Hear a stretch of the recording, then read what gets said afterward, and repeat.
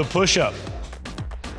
In the push-up position, this is one of our first press progressions. The feet should be in an athletic ready position, about shoulder width apart. As the athlete descends all the way down to the ground, they want to go chest to deck, hips and chest down to the ground. It's important that the athlete goes all the way down and ends in a full lockout position. As the athlete finishes the push-up, there is a slight external rotation of the shoulders. Like the ring push-up, this allows us to set the shoulder for safety. The hand release push-up. To help an athlete perform a traditional push-up, a progression is the hand release push-up. It's a safer way to help the athlete understand proper position and execution of the push-up. As the athlete lowers their body to the ground, they go and rest on the ground. The hand is released from the ground and repositioned in a proper push-up position, and as a unit, hips and chest rise at the same time into a regular push-up. The athlete repeats this multiple times in good position. The hand release push-up is a true progression to a push-up. Doing push-ups from your knees requires a different set of musculature and is not recommended. Switch hand push-ups. Switch hand push-ups mean just that. Each time you do a push-up repetition, you change hand position. A simple way to do this is to think of your hands moving down the face of a clock. You can do a push-up with hands in positions 11 and 1, 10 and 2, 9 and 3, and so on.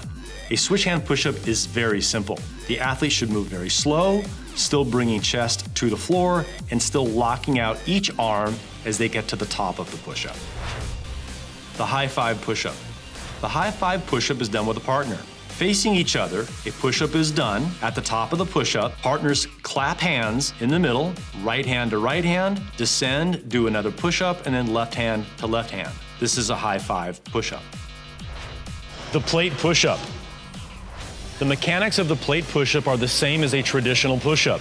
We place the plate on the athlete's shoulder blades on the upper part of their back. This ensures a lower back safety position and allows the athlete to perform the movement without the plate slipping off of the body. As the athlete descends down to the ground, it's the same as the traditional push-up. Hips, chest move up at the same time, chest to deck, moving up in one position. As the athlete reaches the top of the position, there's a mild external rotation of the shoulders. Deficit push-up. A deficit push-up means that the feet are elevated off the floor. The feet can be elevated with a bench or with bumper plates or a box. Incline push-up.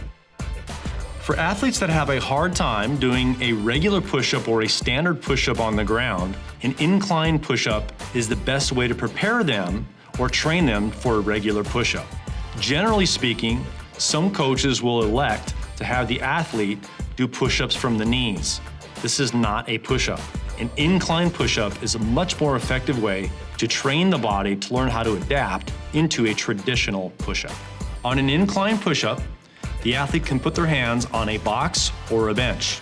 Generally speaking, the higher the incline, the easier the push-up. Closed grip push-up. The closed grip push-up means that your hands, instead of being just outside the shoulders, are in line with the shoulders or just inside. This is a much more difficult push-up for most people and requires a higher level of engagement from the triceps and the shoulders. The ring push-up. The ring push-up is a gymnastic position. It teaches the athlete how to control their midline and move as one unit. When you do a ring push-up, your chest will come parallel to the rings. Your wrist and knuckles will be facing out in a straight line. As the athlete comes to the top of the push-up, there is a very mild external rotation of the shoulder. What this does is set the shoulder for safety. The ring push-up is a great push-up progression to use for your athletes to get them stronger.